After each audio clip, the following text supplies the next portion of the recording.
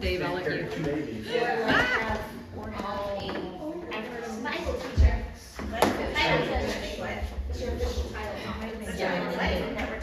So just remember, if somebody asks a question, state it. It's on the video. Okay, so if you guys want to look at this schedule, like she said, so if you don't know, I have been working with kids for over 15 years.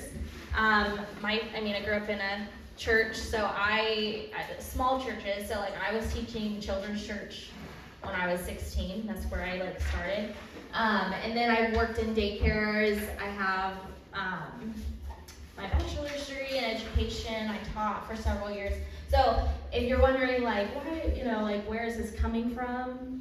It's just because I have a lot of background in classroom management, I guess. Okay, so along with the security thing, so church starts at 10. And so parents are going to be walking their children back to the nursery after checking them in. When you are there, the top half of the door, you're going to leave open. And before you open the door to let them run in, I know I've been in there, the kids just want to flood in there. Make sure, just ask, okay, do the kids have their stickers? Okay, just double check that they have their stickers. And then just remind parents, hey, keep a hold of the other half, because you'll need that to pick them up. So just kind of remind that. If each of us remind those parents, they're gonna remember. You're going to ask parents for any specific instructions or concerns. We will have a whiteboard right beside the door. So if a parent, for example, there was a parent who their child was having a really bad diaper rash and needed to only use the diapers from their bag. We do have diapers in the nursery, but that would be a specific instruction. So you would write their name on the whiteboard and just write down, use diapers from backpack, has a diaper rash. And so that is something that can be written down each week, and it can change each week, but it's something, just a quick question, is there anything specific or special instruction for your child today? And if there is, write it down, put their name on it, write it down. If not, then you're good to go and they can come on in. But the first part of the schedule is just free play. You're just welcoming kids in, you're talking to them, you're making sure they have their stickers on. A lot of times parents are going to show up anywhere between 15 to 20 minutes before service to even 15 or 20 minutes after service has started. So that's why we have a 30-minute window of when service starts to when we're going to transition, to allow those families that are running behind to show up. If a child comes in with a toy, we want to just take it away gently, or even remind parents, hey, we're not wanting kids to bring in their own toys. And the reasons for that is that we don't want them to get lost or broken, and then we don't want them to cause any arguments or fights with other children. And so if they do have a toy, if they're really upset, I would say let them calm down before you just take it away, or even ask the parent if they could take it away to try to relieve that off of you. If they're extremely upset and have some like a comfort item, I would just, at your discretion, if that's something that child, they're gonna scream without it. Of course, you're just probably gonna let them hold on to it. But if it's a toy, most every other time you're like, hey, we're gonna put this in a safe place until you can have it back when you leave. And then maybe remind parents, hey, we're encouraging children not to bring their own toys from home. If you just could keep it at home next time, and just a reminder to that. And then just freely play. So from 10 to 10:30, they're just playing. You're just kind of monitoring the room, making sure kids are being nice and playing, all that kind of thing. So from the next transition, and like Ruth said, we were in there and we had 9 kids today, and we went through this schedule and we kind of worked through it, and it went, I felt like it went pretty smooth. One thing, kids thrive on routine. And once they understand a routine, they are going to know it. They're going to know what's going to come next before even you start saying them. And so expect some kind of protest when we first start this, because these kids are used to doing everything they want to do. They're just going to free play for an hour and a half. And now we're saying, okay, we're going to stop and we're going to transition. So expect a little bit of protest because they are also learning the schedule with you. So you need, as you're learning, you have to understand these kids are also learning. And so see it as you're learning together. So at 10:30, and one thing we did today is I turned off the lights, and as soon as I turned it off, they looked up because they're like, why is the light off? And it was like silent. They stopped. So that is something you can do. Turn off the light, and they will be like, okay. And then at that point, you can say, okay, it is time for us to clean up. And you can turn the light back on and start cleaning up. There was 9 kids in there. I did not pick up a single toy today. Nice. I did not, the entire room, we picked up twice. I did not pick up a single toy because those kids picked it up together. And something that you can do, you can even write this down, is kids love to be noticed, okay? So instead of saying, oh, it'd make me so happy if you could do this, you can simply say, oh my goodness, Wyatt, you're picking up toys. And I started saying those things like, Ashley, you picked up a toy. And Wyatt looked over and he's like, Wyatt pick up toy. And it was like, I didn't have to say anything. Yeah. So kids want to be noticed. And so when you start noticing what they're doing, other kids are going to want to join into that because they want you to notice them. They want you to notice what they're doing. And so it took less than 5 minutes to pick up the room. And we transitioned and had those that are able to sit for snack, sit in a chair. And those that are, I guess that moves into the next one. Let's see. Something else you can do is to give jobs to those. If you say, okay, I need these 2 friends to go pick up these blocks. And you 2 friends go pick up these. So you can give jobs to those students, those children who, if they're struggling to pick up, you can say, hey, I really need your help to come do this. And if they're really struggling, have them do it with you. Also, and just redirect. So if you have a child who's continuing to play or refusing to pick up, we're not going to push it too hard, but we're going to try to encourage that. So even if they're continuing to play, you can go to them and be like, okay, playtime is over, we're putting up toys. And then you can give them a choice. Would you like to put this toy away, or would you like me to put it away? And a lot of times, I'll put it away, because they like to have that control. But those are just some ideas of what you can use for these students, is noticing positive behavior and just saying it out loud. Wyatt is picking up toys. Ashley is picking up the puzzles. And then when we were moving into to snack time, I was like, there's still kids kind of moving around after I said sit at the table. And I was like, oh, McKinley is sitting at the table. Who else is sitting at the table? And they start rushing to sit down because they just wanted to be noticed. I wasn't saying, good job, that makes me happy. I was just basically stating what was happening out loud. And they just pick up that. They want to be noticed. Okay, so moving into 10:40, that gives about 10 minutes to pick up.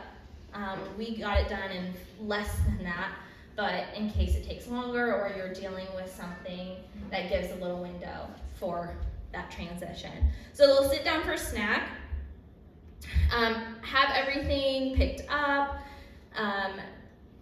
Those that are able will sit in a chair. So let's say, I think if a child is walking, they are able to sit. If a child is still crawling or not as balanced, then they'll be put in a high chair if they're 6 months and older.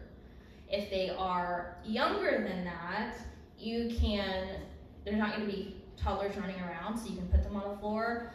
If a child is more needy, one of you can hold them and help out at the same time. But typically, children do not have food unless they're 6 months or older. That's when it's approved. Like if you go to the doctor at 6 months, they'll say, okay, you can start food.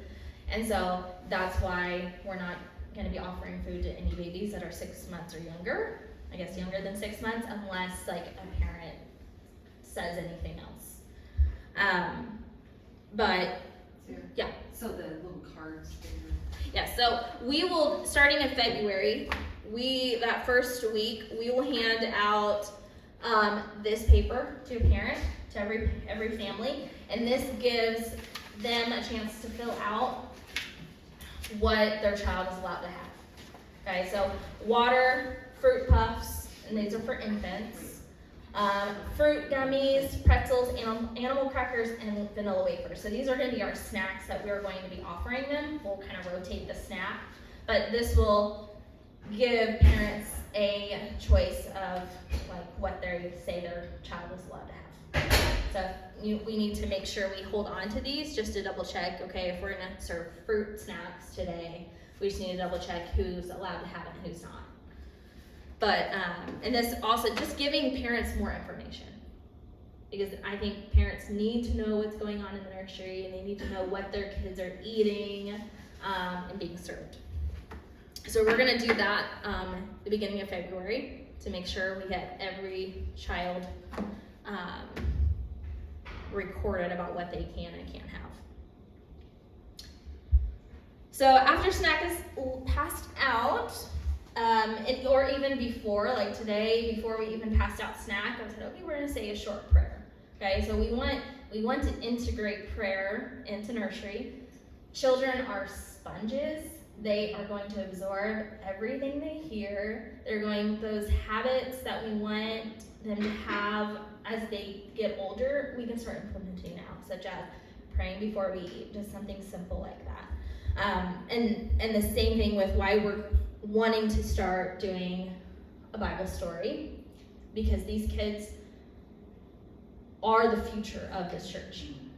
Truly they are. Like if we have that in mind of these are not just children who we have to take care of, it's wow, like these children are potentially the ones that are going to be the future of this building, of this church, of they're going to be the generation that we want to continue to pour into. And we have to have that mindset of oh, we have to babysit, or no, we get to teach these children about Jesus. Even with Wyatt, like we try to do a Bible story with him before bed. Right now he's really afraid of water on his hair, on his face, getting in his face. And something that we've done is like, okay, one day I was like, okay, we're gonna pray and ask Jesus to help you not be afraid of the water. And so we did that, and then the next time we took a bath, he was totally fine. Put water on his hair, and we came downstairs, and Joseph was like, oh, like, did you get water? Did you wash your hair? And he goes, yeah, I did. And he said, I asked Jesus not make me scared. And he didn't say a prayer during that bath time, but he remembered that we prayed before. And who knows, like he could have been thinking in his mind, Jesus, help me not be scared. And so think of those things, like you're going to have those experiences in nursery. You're going to have those where you tell a child, oh, we love people because Jesus loves us. Or we're going to be kind because Jesus loves us and wants us to be kind. And you're going to hear those things, and just like everyone's like, oh, you're going to have those experiences. And when you walk away from the nursery, you're like, wow, like I wasn't in service, but I just got filled because of these kids and what they're teaching me. So if you allow yourself, you're going to be taught by these kids, and you're going to come out stronger from it. So just keep that in mind. So after prayer, they're gonna have a snack, and we're gonna do things kind of at the same time, because toddlers don't have a lot of attention span. So if we try to be like, okay, we're gonna do snack, and then we're going to 10 minutes later or 15 minutes later, we're gonna try to do, like, we're trying to put everything in a 20-minute period because that's about all we've got for them to sit down. And so as they eat their snack, Rosie, every week, is going to be coming in to do the Bible story. So that is something that's going to be off your plate. You don't have to worry about doing the Bible story. All you have to do is be there, help kids, monitor them. If kids are walking away, be like, oh, we're still doing Bible study, and guide them back to the chair. And Rosie's going to be doing the lesson. So that is something you will not have to do starting in February. So as they're eating their snack, Rosie will be sharing the Bible study at the same time. About that time, the Bible story is not going to take long. And then as they finish their snack, the Bible story is going to be kind of getting over with, and they're going to be doing a small craft or a coloring page. Then after the coloring page, we're going to move into the next section of the day. Does any of you have any questions about so far what the schedule looks like? Yes. Oh, I tend to, want to give kids all the food they ask for. How many snacks should they get? Yeah, so how many snacks are the kids allowed to have? I would say I would start with just one snack. So if they're going to do fruit gummies, just one package of gummies. If they're going to do pretzels, you're probably going to do just a handful. Same thing with animal crackers and vanilla wafers, but we're not going to be okay, here's fruit snacks and here's a bowl of vanilla wafers and here's pretzels and actually 10 minutes later here's some more. We're not there to feed them lunch. We're not there to we want a snack is something they look forward to. If you've ever had my son, that's all he ever yeah. First thing he says is, "Where's snacks? Where are they?" Because that's the most important part of nursery. And let's say if you give maybe a couple pretzels and a couple animal crackers. So we're not going to do a whole lot. We're not going to give them every single snack. If you're going to do gummies, that has enough sugar to probably just do gummies. But if you're going to do pretzels, you could probably throw in a couple animal crackers too. Yes?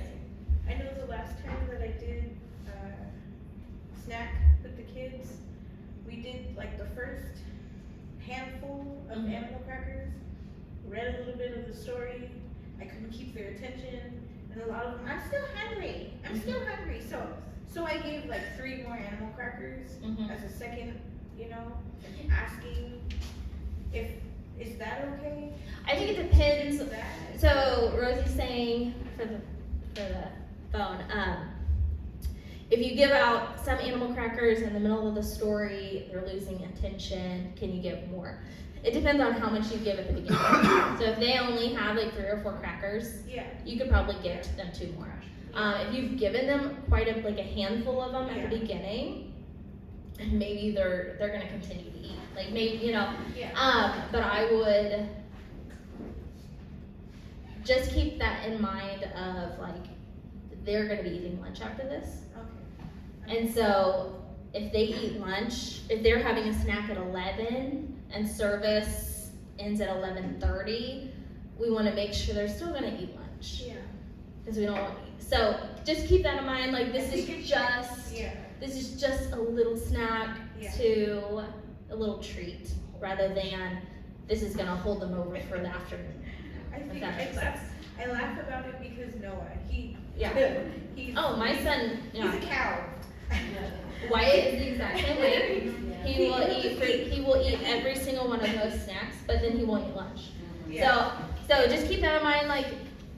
You're just giving them enough to be a snack. Okay. And not really filling them up. Yeah. Okay. Yes. For those of us who are alternates and will be doing this often enough to remember, will this be posted somewhere in the room? Yes.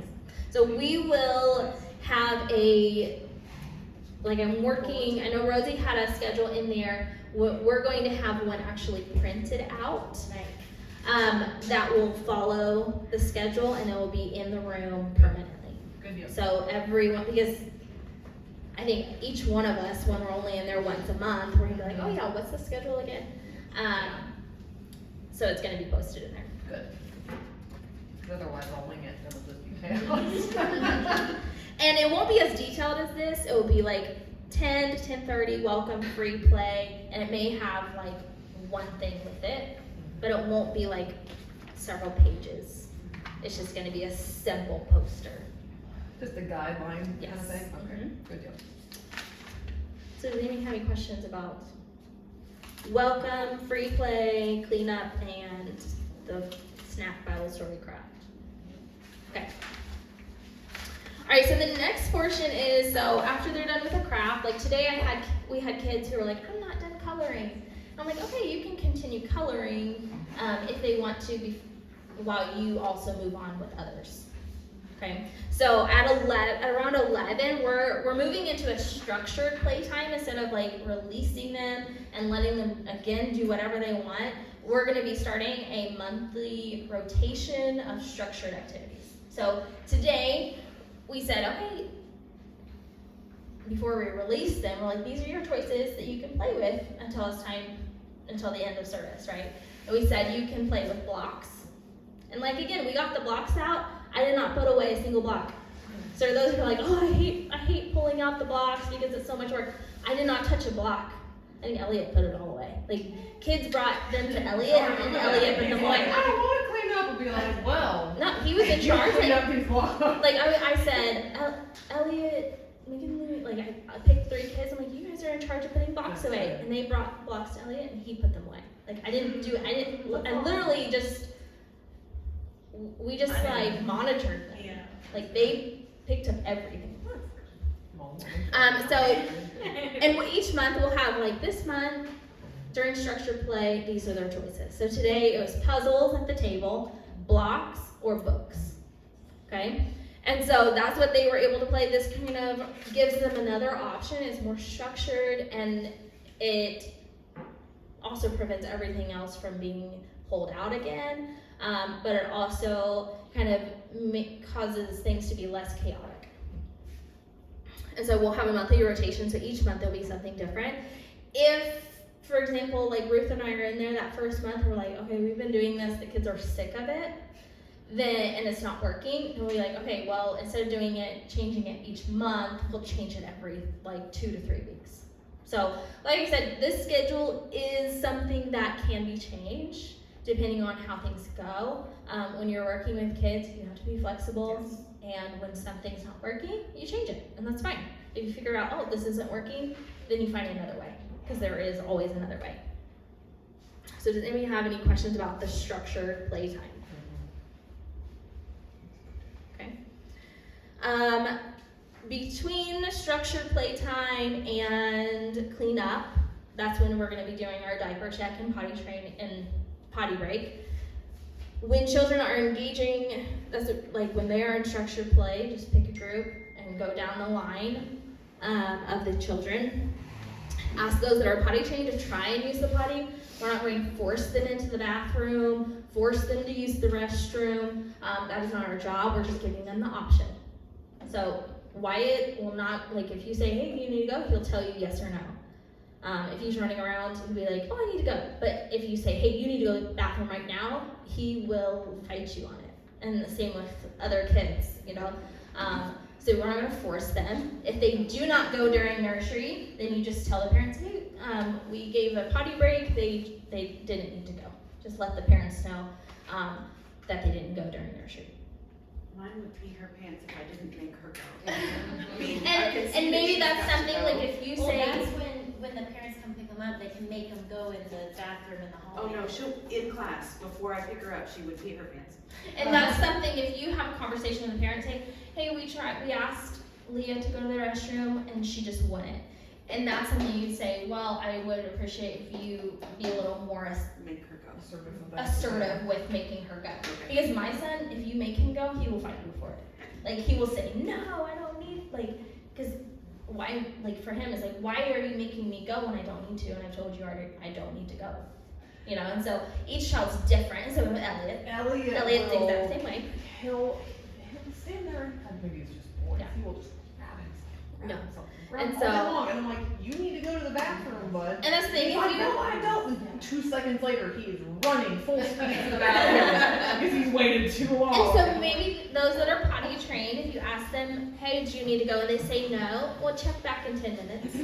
Because maybe like that initial question didn't tell them they needed to go, but now they've been given some time to think about it and maybe feel a little more comfortable.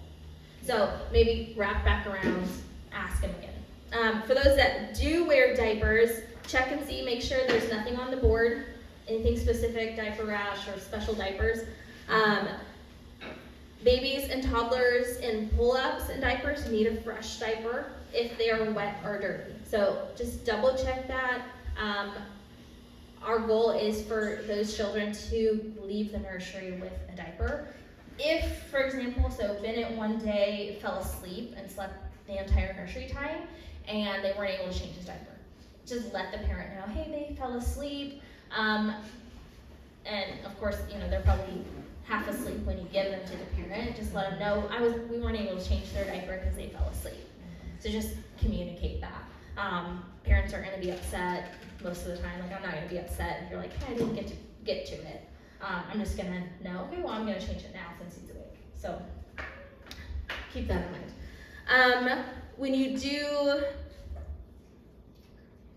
Ruth, are you doing every diaper needs to be wrapped, or is it just dirty The ones? dirty. Okay. So if a child has a dirty diaper, here's the changing table. If you look up above, there's a box of green bags. You'll just put the dirty diaper in a bag, close it off. It'll help with the smell, and just put it in the trash can. So it kind of helps eliminate some of that smell. And then you will spray the changing mat. We have some Lysol spray, so just spray it in between every child and wipe it down. I have a problem. Different here. I'm allergic to Lysol. Okay. Is there something else So that we can use? do we have wipes? Yeah, we'll make sure that there's some hyperallergenic, whatever you need in there. Okay. Yeah. So we'll have another option for that. What about Does anybody have any other questions about diaper changing? Okay. And I would recommend tag teaming on this.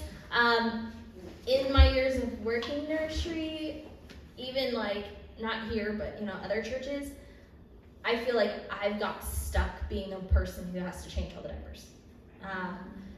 And it's not a fun thing to feel like the other person just isn't going to do it. So please communicate with the person you're working with. Be like, hey, like this week, do you want to take care of those that who are potty trained and get them going, and I'll get the diapers and then switch it. So make sure like you're not like, Getting burned out. yeah, because if you are the one always doing the diaper changes, always doing the like 90% of the work, you're gonna get burned out.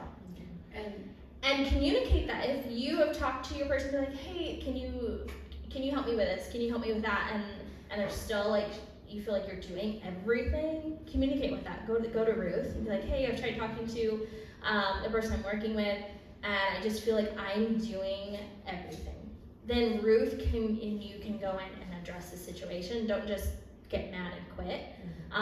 Communication is important, and we don't want you to feel burnt out. We don't want to feel like you're doing everything. I've been there where I'm like, oh my goodness, the person I'm working with is just not doing anything. I feel like I'm doing the dirty, like changing the diapers and wiping all the noses and all that stuff while someone's just. Yeah, and also with the helpers.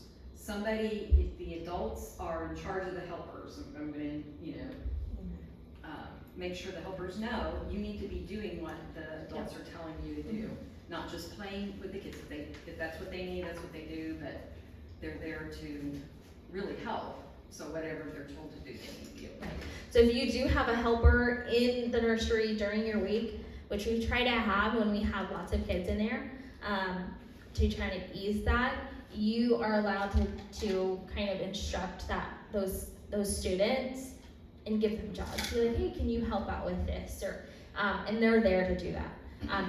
Please be respectful to them, because a lot of times if a teen gets yelled at, they're not gonna come back. They're gonna remember that experience. And so speak to them how you want to be spoke to. So just remember, and if, again, there's an issue if you're saying, like, I'm trying to give the student direction and they're just playing on their phone or they're, whatever the case is, go to Ruth. And don't try to lecture them. That's not your job.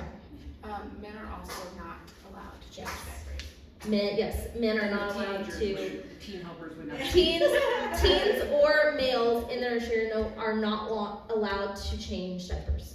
So keep that in mind if you do have a male in the nursery as a worker, or and that would put more on you.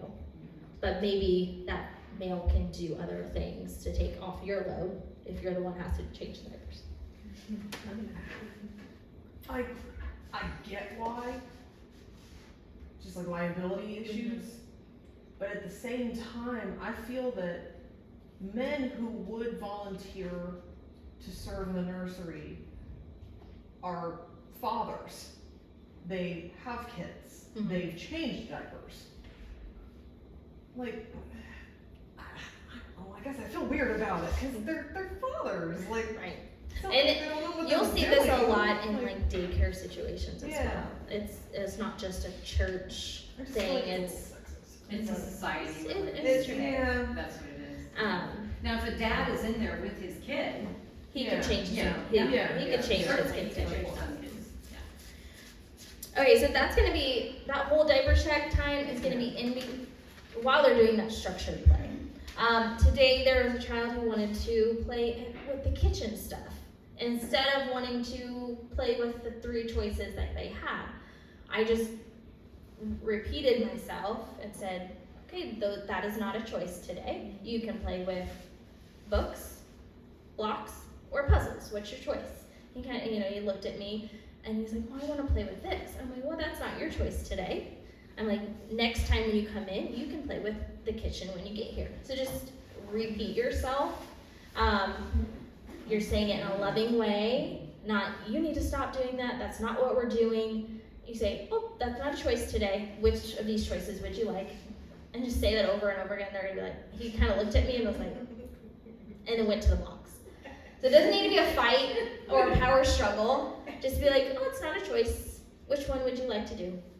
And so they'll get the hang of it. And then moving into around 11:25, we're gonna start cleaning up. Go ahead and flick the light off. The whole class went silent.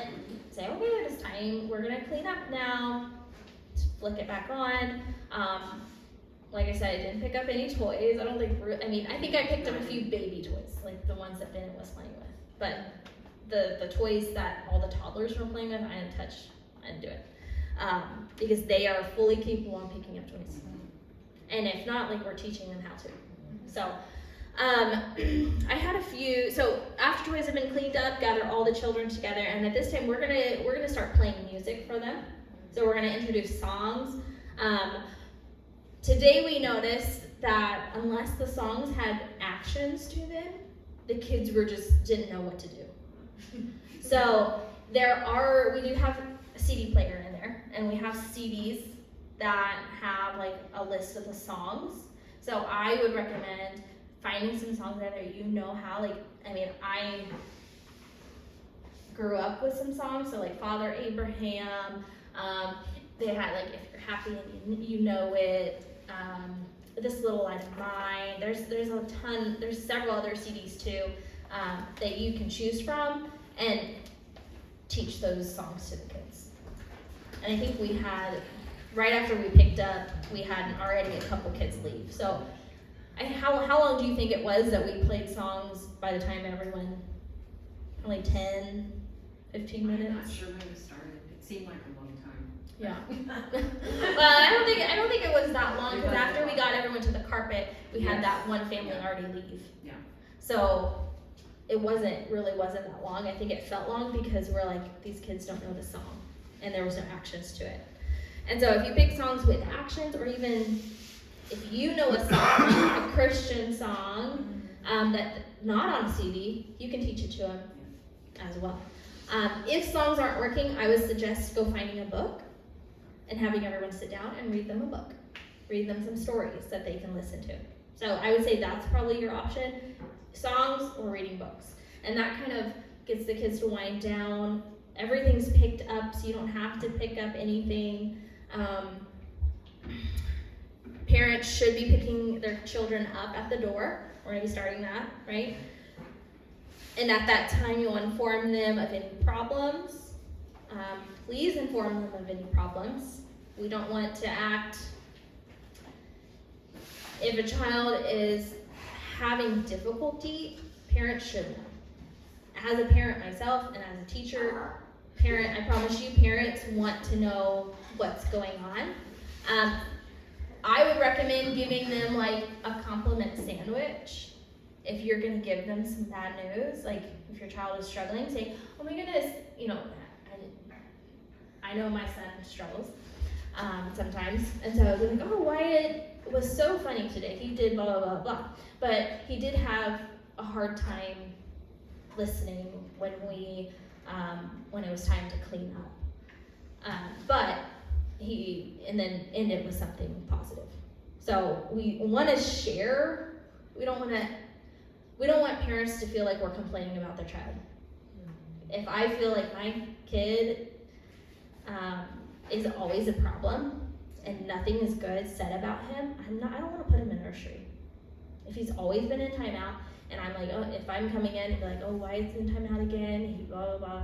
He's not listening, and I get that every week, and I'm gonna be like, Joseph, I'm keeping Wyatt. I'm not putting him in nursery anymore.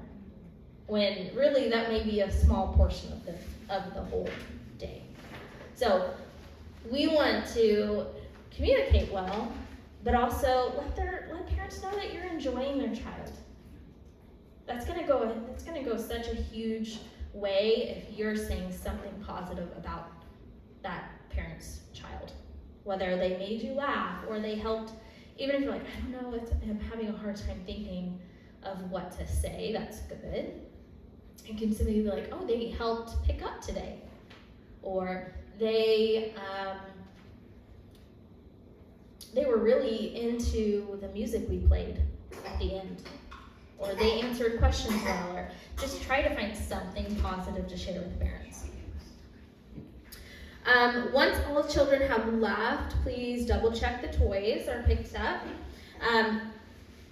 We haven't really talked about the snack time, so we do have water cups. And we are wanting to give every child a cup of water along with snack. I don't think we've really talked about that, so when I talked to Ruth, I was like, I've never really been told this needs to happen. So something you can do is, while one person's getting out snacks, someone else is filling out water, and we'll have a better system. When Ruth and I are in there, starting next month, we'll go through that too. And we'll figure out what's the best way to give water cups. But empty out the water cups, and then you're gonna put them back in this tub that we have that the cups are in, and I'll go in after and I'll make sure they're washed for the next time. There's a few other things that I think I wrote down. So on the back, there's a discipline. Oh yes, well about the schedule, yes. Oh, okay. On the cups, we used to have masking tape in there so we could write the kid's name, because the stickers that are in there now don't stay on. Okay, Yeah, we're gonna come up with a system. yes. Something good. We'll have a system where you can write their name on the cup so that each child knows which one's theirs. Okay. And we talked about possibly having a designated cup for the regulars, and then the ones that you can just change out for the new kids. Oh, those take and toss things are pretty good. There's little plastic zippy. Okay, so we're moving into our discipline. So church policy is that we do not do corporal punishment, which is something, we're not going to be spanking or physically giving them discipline. So this, we've come up with a kind of a 3-check system. The first one is we're redirecting. This is something we're gonna use probably 80% of the time, is to redirect. Redirecting behavior is going to be most used. Toddlers are impulsive, they have large emotions, and they're learning how to socialize. They're learning how to be human beings. You know, they've only, like Wyatt's been on the earth for 2 years. And a lot of times we expect them to know how to play, know how to share, know how to listen, when we've been on the earth way longer than they have. And sometimes we even expect them to behave like the kids in the kids' clubhouse. So we have to give grace to the kids and see it as we are teaching them how to do these things. And they're going to get better the more they do it. So the first thing is we're going to be doing redirection. Be patient, work with the child first before moving to a timeout. We're not going to be like, hey, you need to come over here. Stop running. I said stop running. Okay, go to timeout. That's not effective. You've just kind of like raised your voice at them. You haven't tried to fix a problem. You've told them to do something, but honestly, if a child's running around the room, they're not listening to you. Like you have to go to them. So I have a couple of examples I wrote down. So redirection allows you to shift their focus from what they're doing and try to be a little bit of proactive for the behavior. So if 2 children are fighting over the same toy, talk to children about who had the toy first. Help the other child to find a different toy to play with. And you can say, you can play with the toy after Charlie is done with it. Let's find another toy to play with. Okay, that's a big thing where they're fighting over a toy. And Wyatt hears this a lot. And it's funny because Bennett and Ivy Rana were playing. Ivy Rana took a toy from Bennett, and Wyatt came over to Ivy Rana, which she doesn't understand, and says, Bennett's playing with that. When he's done, you can play with it. So, like, they catch on. Like, I was like, whoa, like, he just said that? Because I say this to him a lot. I say, when this child's done, then you can play with it. And say, hey, when you're done with it, can you let Wyatt know? And so, you're not teaching them to take toys away. You're saying, oh, they had it first. Give them time, and then you can play with it next. If anything, it's also a good reminder of just how spongy they are. Yeah. Whether it's good or Yes. positive or negative stuff Yes. they hear. And so use that first. Now, if children are still fighting over it, and there's not, it's not getting better, take the toy away and say, hey, I'm gonna hold on to this toy for a little bit since we can't be safe with it. Both of you need to find something else to play with. If the child, let's say, is continuing to fight over the toy you just took, and they're not being safe, then you can move it into a timeout. But you can offer other toys, help them find a toy, invite them to play with a toy with you. Let's say children are running. When they put on those capes, they love to run. Redirect.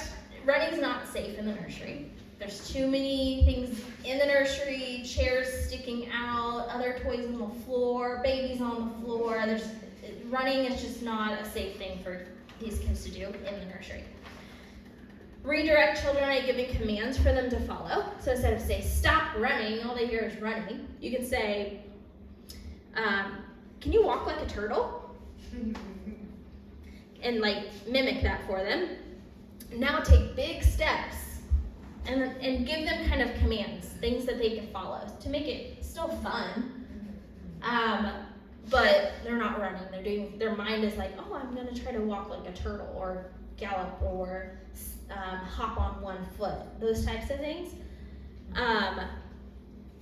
If children are able to play their game without running, then you can even say, okay, well, I think it's time for us to put the capes away. If we cannot walk safely, we're gonna put the capes away and you can find something else to play with. And now if a child is continuing to get upset, throw a fit, first of all, give them some space, okay? Let them calm down, get on their level, and say, hey, we're going. I've been taught download your calm onto them. Okay? They're explosive, they're upset. Take a deep breath for yourself. They're just learning, they're figuring it out. Say, hey, it's not safe for us to run, so we're gonna take a break from wearing the capes. You can find another toy to play with, and maybe we can try it again later. Take the cape, and if they're still throwing fit, just give them space. Let them calm down, because right now they're in a fight or flight mode to where they're not gonna listen to anything logically you try to tell them. So if you say, you need to stop or you're gonna go to timeout, they can't logically process that until they've completely calmed down to understand those directions. So let them take a break, let them calm down, and then go back to them and say, hey, you know, we took the capes away because you were running and you weren't listening. Let's find another toy to play with. Another thing is if it's time to clean up and a child is dumping out toys, refusing to help clean, go to that student, get on their level, and offer them a few choices. You say, hey Ashley, it's time to clean up. Would you like to help me clean up the puzzles or the blocks? Give them choices. Would you like to help me pick up toys, or would you like to go help Timmy pick up toys? So offer some kind of choice. Like I said, redirection shifts their focus, okay? And if you give them choices. Repeat choices, have them help you, or even ask if they want to help a friend. Hey, this friend over here needs help, you want to go help that friend? Things like that. Now, if they are just like wreaking havoc and going around and just continuing to dump things and pull things away, then maybe they need to take a break. And that's the point where we need to take a break. So after redirection doesn't work, you've given warnings, they're not responding to redirection. And I would say it's each moment. Let's say, okay, this child struggled to clean up, but we fixed it, okay? Now the student's not listening and won't sit down. No, we're not, the goal is to see each of these little behaviors as their own. We're not saying, oh, they did this, and now they're doing this, and now they're doing this, and now it's time out. It's see each situation as its own problem. Okay, because the kids are gonna, a lot of times the toddlers are gonna be like, well, I'm gonna make today really awful, and I'm gonna do all of these things. They're handling each moment as it comes. So we need to handle each moment as it comes. So think of it like that. Keep it positive. The child is not bad. Don't label the child as they were being bad. I know I have a habit of, oh, why it was so bad today. He's not bad. He's making bad choices. He's a good boy who is just making some bad choices. So keep that in mind. These children are not bad. They're just having a hard time, and they're trying to figure out life. They're trying to figure out, how to share with their friends, how to communicate, all those types of things. Get on their level and tell them that they'll be sitting alone for a couple minutes to take a break. Like I said, timeout should not be the first thing that we go to. It's going to be after we try to redirect and give them options. And then you're going to go to timeout. Give them a couple minutes just to kind of calm down, to refocus. When their time's up, go up to them again, talk to them. You can say, okay, you sat down, you're taking a break because you've chosen not to listen when it's time to sit down for a snack. When you are ready, we're gonna go sit down at the table for a snack. Are you ready to sit down with us? And if no, you may, okay, well maybe you need to sit down for a little longer. If so, be like, okay, yeah, you're ready. Let's go sit down for snack again. And then the last part is to contact parents. If redirection and timeouts are not helping a child's behavior, it is then time to contact a parent. Now, I'm not saying that you have to wait to contact a parent after you've redirected. If you're redirecting and giving timeouts the entire time, then you should have contacted parents earlier. Okay? If you're at the end of the day, you're like, oh my gosh, that was so hard. They wasn't listening, nothing was working. Well, you should have already contacted parents, because you shouldn't leave the nursery feeling that frustrated. it's not your job to be their parent. It is your job to facilitate a learning environment. And if you leave nursery frustrated at a child, you should have already contacted a parent.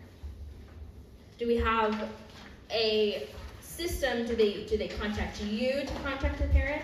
No, Do they? They should be able to text. Okay, so you will look on their sticker. What if a worker doesn't feel comfortable using their phone or does not have texting, unlimited texting? We'll fire them. I have contacted a parent before and then gotten no response too. Right. So we're trying to let the parents know, that Yes. keep your phone with you on vibrate, if we need you, that's how we'll contact you. Okay. So we're trying to implement that. So that is something we're gonna start communicating to parents as well. Yes. I know that we used to,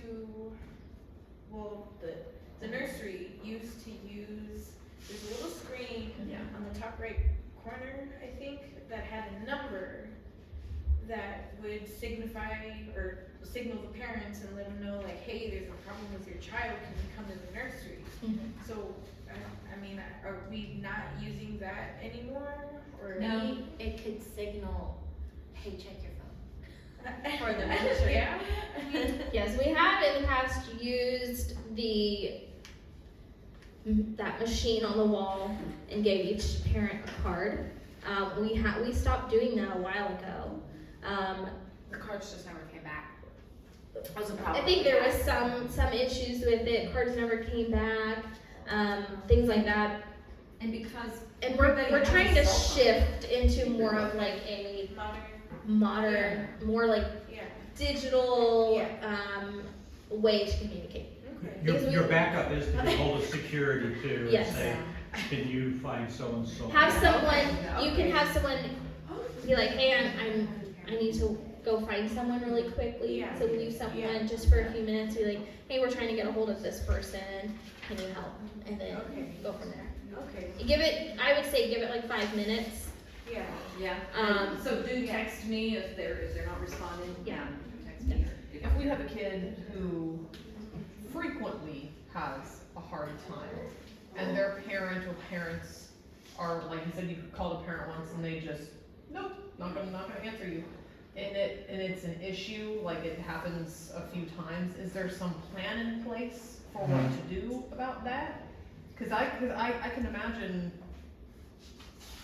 a kid that may have some self-control issue. I mean, they're all kids, they all have self-control issues. It's We not have- the kid's fault. Jack, we Right. have survived the twins. We We can survive anything. I would say each week we need to come. They were doing so much better when they graduated than they left, yes. I would say each week we need to come with a mindset of it's a reset. Do you know the twins? The, Like we need to come. Michelle. yes, that's, Yeah. I'd say we need to come each week with a mindset of, hey, this is a do-over. Things like- Of, hey, this is a clean slate. Because They really did. you don't know, here's the thing, you don't know what's going on in their home. Right. You don't know what happened before they got there. You don't know the relationship they have with their parents. You don't know what kind of condition they're living. You don't even know like how much sleep they got that night. Yeah. And there are children here. This kind of goes along with it. We have to just give a little bit of grace and we have to know when it's time to contact parents. It was mostly the parent issue that I was inquiring about, like if the Like if parent they're is refusing to come. unresponsive. Well, at that point, we would go to them specifically. That's when you get secure. That's when you go. If they're not responding, then you are going to have someone go to them and personally bring them back with you. Now, if a parent's like, I don't want to deal with this during service, then you're going to have to say, like Ruth would probably have that conversation with, we understand that you would like to be in service, but also it is unsafe for your child to act this way in nursery, and we need, she'll probably explain it as like a partnership and kind of handle it from there. It's not your job to deal whether like or whatnot, but we have to see these kids. It's like each week's a clean slate. Like, I've had kids in my class who have completely destroyed my room, and we're back an hour later. Like, my room was completely destroyed, chairs were thrown, books were torn, and they were back in my class an hour later. And I had to refocus and reset. Not saying like you guys have to handle that, Yeah. but I'm saying we have to have that mindset of like each week's give them a chance to redeem themselves. Like she said, the twins they got so much better. So give them grace. You're in there once a month, so just try to give them grace. Let Ruth know, and if you're struggling with it, we're gonna, she's gonna try to encourage you and work you through that. Okay. And like I said, if we text, there's no reply, that's where we move on to the next part, where we either get a hold of security or Ruth, and we're gonna personally go up to them and say, hey, we need you in the nursery.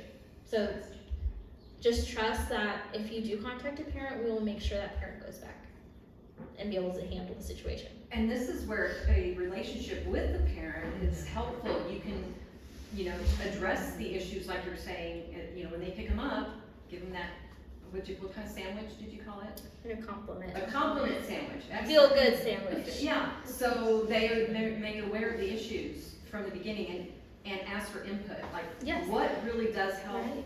calm them down. Yes. Get some Ask the ideas. parent, hey, your child is really struggling during this time. Is there anything that you do at home that really helps them? Yeah, that's a good idea. So does anybody have any questions about discipline? Well, not necessarily discipline, but like Okay. when they're real little, Mhm. and especially if they're new or they haven't been coming very long, how long do you let a kid cry before you call the parents? I would say probably no longer than like 15 minutes, 10 to 15 minutes. If it's been like 10 minutes is good. If it keeps going and you're like, okay, I don't see them settling.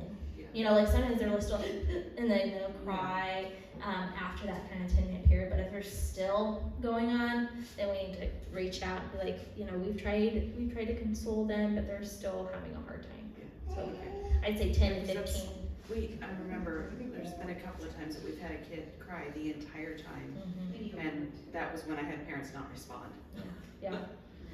Yeah. At that point, that can cause like, it can trigger other kids, Yeah. and make it really hard for you to be able to follow the schedule. So We have a nursery, or the cry room for moms. Yes. If their kids are gonna cry, they don't wanna miss. That is an amazing gift that we need to remind moms and Yes. dads, like, Like, those you things know, are we- for us. yeah, and make sure you're trying. Like you're not just sitting there being like, I don't know, they're just crying. Like offer toys, see if they need a diaper change. Her little guy cried the first time me and Emma had him for 5 minutes, and then he realized nobody else was crying, and so he was done. So just Remember that? He was like, I would try a few things. If it's still an issue, we'll contact a parent. Okay. If I could say something here, I found, and this is a good thing, we can pass on from one team to the other, and things you've learned. Like you're saying, ask the parent what works with so-and-so, but, Does anyone know who that guy was? No, No one knows who that was? they got it. they got, so, what, Security spouses. we sent the big guys there. Not Jerry. I was just gonna say, I found with Montana today, he would cry if he saw the door, especially if someone comes to the door. Anybody comes to the door, he's gonna start crying. So I began to set with his back to the door, trying to keep him from seeing it or shield his eyes. Yeah. Because if he saw anybody at the door, he'd start crying. All right, don't worry. I try to wait to close that door until Kathy comes in for a count. That way I'm not locking her out. That's a good idea. Yeah, Keep it to mom. Yeah. That was so lot. And I don't have to have you go across again. He was here last Sunday. He was some food. Yeah, I think they're getting stuff for him. Okay, another thing is, so when it comes to discipline, just give the kids grace. Like I said, they've only been alive for a couple of years. Some of them may go to daycare, some of them may not. Some of them show up at 9 o'clock for Sunday school. So they're in there from 9 to 10. And now they're in there for another an hour and a half. So like my son, he struggled today. I'll tell you that. He struggled. He was tired. We got home, last night. We got home around 10 p.m. last night. He was awake a lot of that driving. We went to sleep. Usually he's in bed before 8 o'clock. Who drives a Cadillac? What do you tell them, did you know? But if a child shows up for Sunday school, they've been in there total 2.5 hours of stuck in that room. So just kind of like understand that, because I know Wyatt was going like, he's like, I'm ready to be out. Like he's tired and he's been in there for 2.5 hours.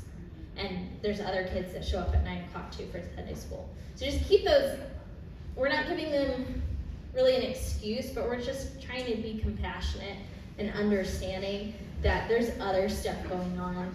There usually always is when you're facing a behavior. There's always something underlying that's going on that's the reason for why they're acting the way they are.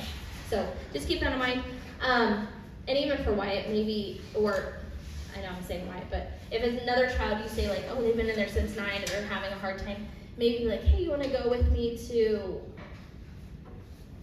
get a drink out of the water fountain? Just maybe they just need to see something else.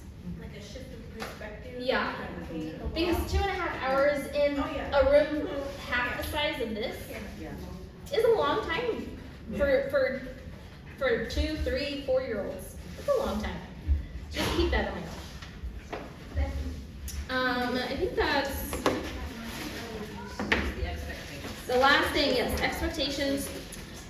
Please be in the nursery at like 10 to 15 minutes before service starts. Like I said, parents show up between 15 minutes before and even 15 minutes after service. So we want to be able to be there so their kids can drop off, so those parents can find a seat so they're not rushing in as service starts because no one's in the nursery. So please, at least like, okay, you're like 15 minutes is kind of pushing. At least 10 minutes that you're in there, so when parents show up, there's someone there. Because if you don't show up, those ladies who taught Sunday school have to stay in there. And they've already been in there since 9 o'clock. And we want them to stay. And so, We don't want them to run. you not showing up puts more on them because they're the ones watching the kids waiting for you to show up. Yeah. Okay, so just remember that.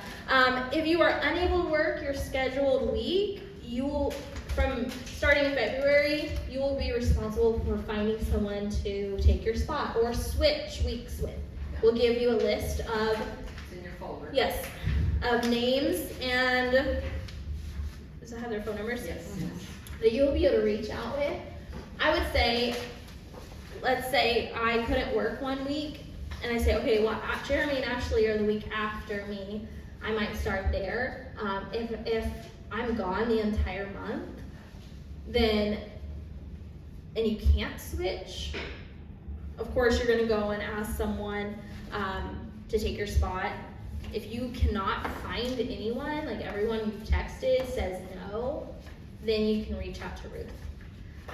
Or if you wake up throwing up on Sunday morning and you're like, I cannot be there, or even like Saturday night and you don't have time to reach out, text Ruth. That would be the only really instances that you would need to reach out to Ruth if it was like an emergency to where you had no time to text anyone. So just keep that in mind. You should be able to reach out and just say, hey, it's Sarah. I can't work my week. Would you be willing to switch me on the 1st? And just go from there. Come with a good attitude. It's easy to be less patient or take out your frustrations on these sweet kiddos when we're having a bad day. These kids did nothing to make you late.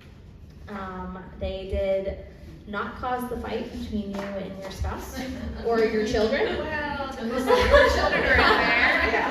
But don't blame the kids for you waking up because you didn't sleep because the baby kept you up all night. Or that would be me. Or anything, just come with a good attitude, ready just to love these kids. You are being Jesus to them. And that's such an important role. God has a special plan for each child you're watching over.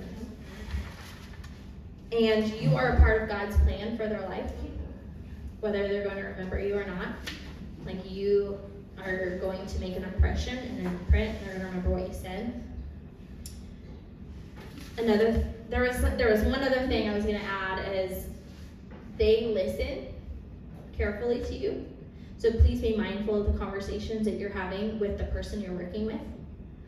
It's not a time to gossip because you're in a room by yourself with kids who you think aren't listening.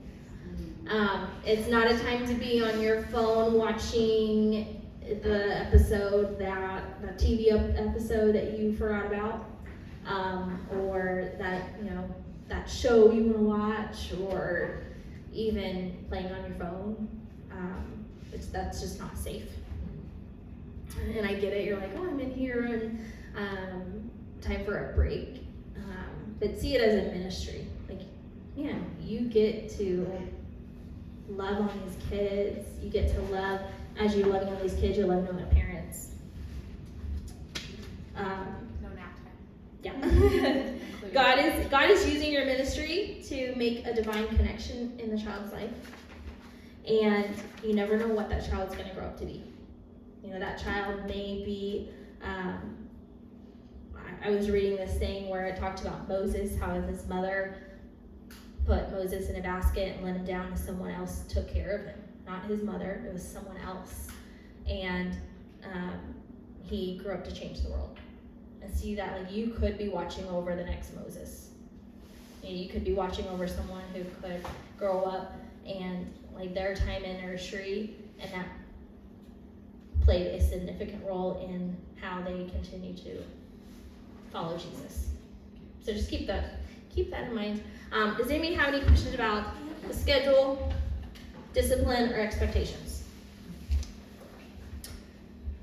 And it may seem like a lot, okay? I know we're like, we don't want to overwhelm you. Ruth and I will be in there every week, starting for the first month, to walk everyone through this. Yes. And like I said, once the routine gets going, those kids are going to pick it up and they're going to understand it. You do not have to teach the Bible story because Rosie will be doing that. And so really you're just kind of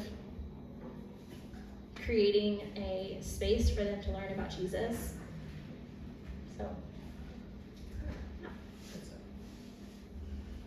that's all I have.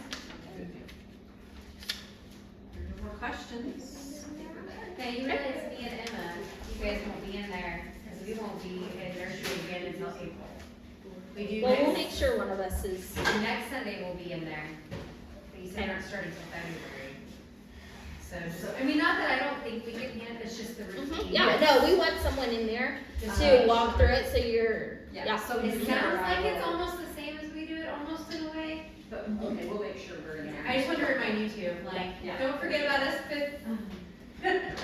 Yep. should we give helpers? Yes, we'll make sure one of us is in there. Okay. And if not, if we're like, we forget, just text us. And you want us to tomorrow, just go ahead and start with the schedule, right? Well, not tomorrow, but next Sunday. Well, You know what I mean? you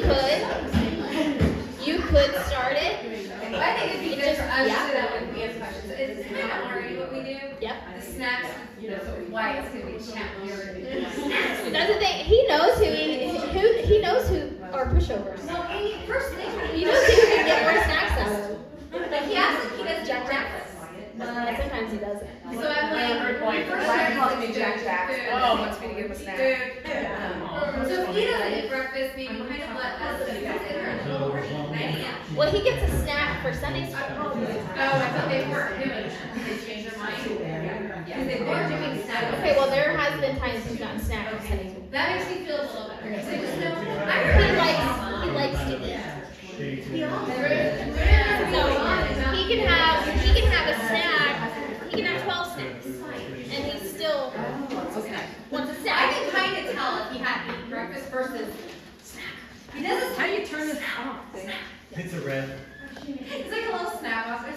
I don't know. You guys just screamed, like, this is my husband, he screamed dinner. So you're saying that they. So it reminds me of Wyatt. That's a story. Okay, I'm done. We're good, Ruth, are we okay to dismiss? The lessons and curriculum and resources and everything, I really. Chapel